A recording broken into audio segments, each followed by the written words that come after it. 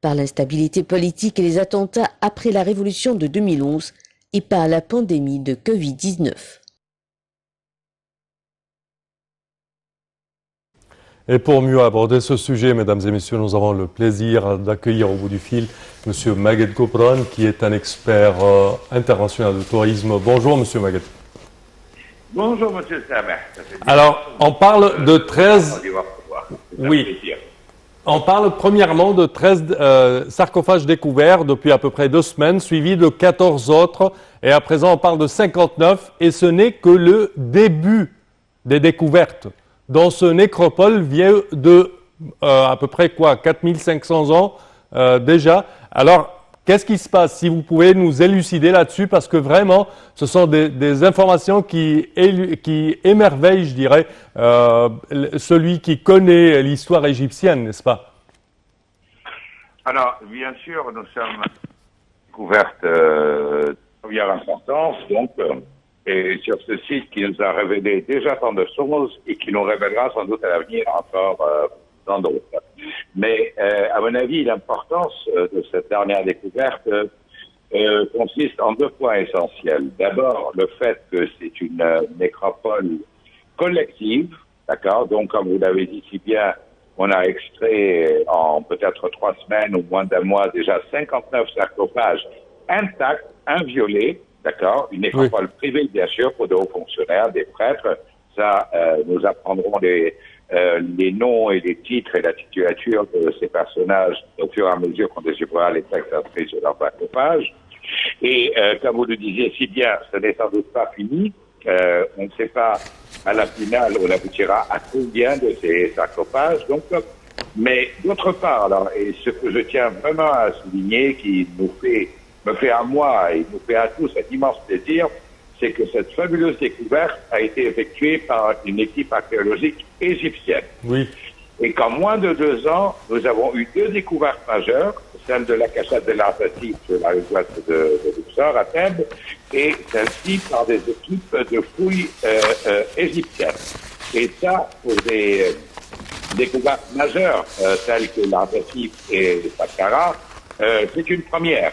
Et je pense, et je suis certain même, que le Dr Khaled El Arnani, depuis qu'il est à la tête du ministère des Antiquités, aujourd'hui des Antiquités et du Tourisme, a souhaité de plus en plus développer justement les fouilles à travers ou grâce à des équipes égyptiennes, plutôt que, comme ça a été le cas pendant près de 2 siècles, que toutes les découvertes importantes sont effectuées par des missions de fouilles archéologiques étrangères. Donc c'est un double bonheur, donc cette découverte récente à Saqqara, et qui n'est pas encore terminée, qui n'a pas encore révélé tous ses secrets ni tous ses mystères. Très bien, voilà, ça c'est un détail assez intéressant, c'est une mission de fouille purement égyptienne.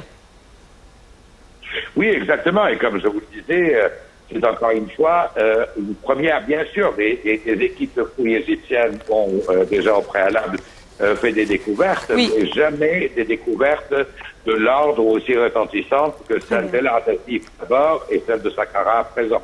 Très bien. Ce qui est vraiment fascinant, c'est l'état dans lequel les sarcophages ont été découverts, des sarcophages intacts, dans un état intact, mais aussi avec des couleurs impressionnantes et des hiéroglyphes.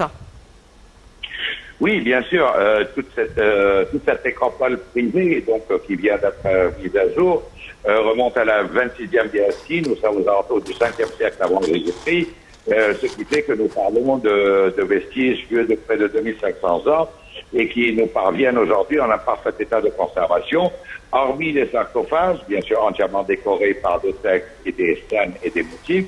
Il y a également tous les objets funéraires qui accompagnaient ces personnages, comme déjà ont commencé à être découverts des statues du dieu de la nécropole, le dieu Seker, et qui d'ailleurs a donné son nom au site de Saqqara, car c'était le dieu protecteur de cette immense nécropole.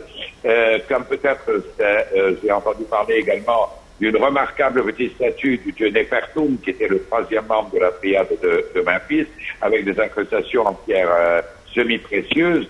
Donc, comme je vous dis, nous sommes face à, bien sûr, une importance archéologique très importante, mais une importance esthétique également très importante du fait que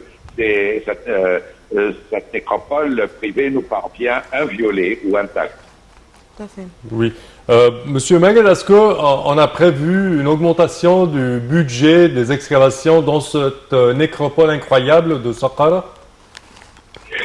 Bien sûr, vous avez on a toujours prévu et visionné que le sol, ou plutôt le sous-sol de Saqqara, que ce soit par cette découverte ou par d'autres, n'a pas encore révélé tout ce qui y demeura enfoui pendant des millénaires.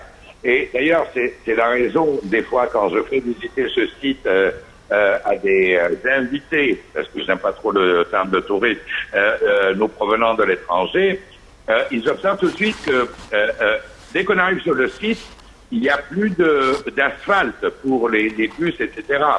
Car le site est sujet à n'importe quel moment, à n'importe quel endroit, à révéler des secrets et à être fouillé. C'est la raison pour laquelle on n'a jamais souhaité recouvrir même les circuits, les itinéraires des bus par de l'asphalte pour ne pas avoir à l'enlever en cas de découverte.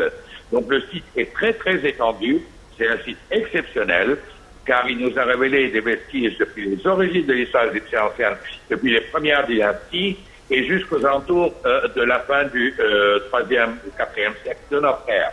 Donc un site unique nous révèle des vestiges qui s'étendent sur toute la durée de la civilisation égyptienne ancienne et au-delà à l'époque grecque, à l'époque romaine, sur une durée de près de 36 siècles, il n'y a aucun autre site en Égypte, sauf peut-être le site d'Abydos en Haute-Égypte, donc qui puisse rivaliser et nous révéler des vestiges couvrant une telle durée dans le temps. Très bien. Monsieur Gobran, quand on parle justement d'une découverte de cette importance, avec une importance tout à fait particulière, vu le nombre de sarcophages, mais aussi la qualité dans laquelle ils ont été découverts, c'est peut-être l'occasion de parler des 26e et 27e dynasties auxquelles appartiennent justement ces sarcophages. Quelle est la place de ces dynasties dans l'histoire de l'Égypte ancienne?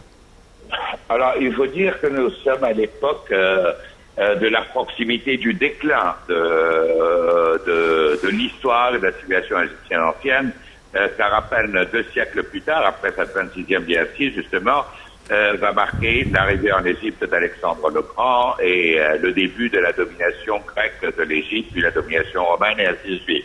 Donc nous sommes dans ce que nous appelons, nous, dans notre jargon, la basse époque. D'accord? Quoique, il faut que j'ouvre la parenthèse, cette 26e dynastie en particulier, où il y a eu, grâce à différents rois répondant au nom de psammatiques, un essai de renaissance, de revenir à la gloire passée, et c'est l'époque saïte également, comme on l'appelle, donc, mais peut-être cette 26e dynastie, au sein des 10 dernières dynasties de la 21e et la 30e de l'histoire égyptienne ancienne, et dont la 30e va s'achever justement par l'arrivée d'Alexandre le Grand en 332 avant Jésus-Christ, mais marque peut-être un sorte de phare au niveau de ces 10 dynasties un peu obscures, c'est vrai, car, comme je vous dis, ce fut une époque où il y a eu une renaissance, un souhait de retour à la gloire passée d'antan, un retour aux normes artistiques, donc peut-être se rapprochant surtout de l'époque de l'Ancien Empire. Et c'est donc une petite, un petit éclair de lumière au sein d'une période obscure et qui bientôt marquera, peu de temps après, la fin de cette très longue histoire qui avait perduré pendant près de 3000 ans. Parfait. Merci beaucoup de ces explications, Monsieur Maged Gobran. Vous êtes un expert international en tourisme. Merci beaucoup de vos explications. Je me contente d'être un expert chez moi, dans mon pays, et ça me suffit amplement. Merci beaucoup. Merci. Bonne journée à vous, Madame, Monsieur. Merci à vous aussi de nous avoir suivis ce matin. Très bonne journée à vous et à toi aussi.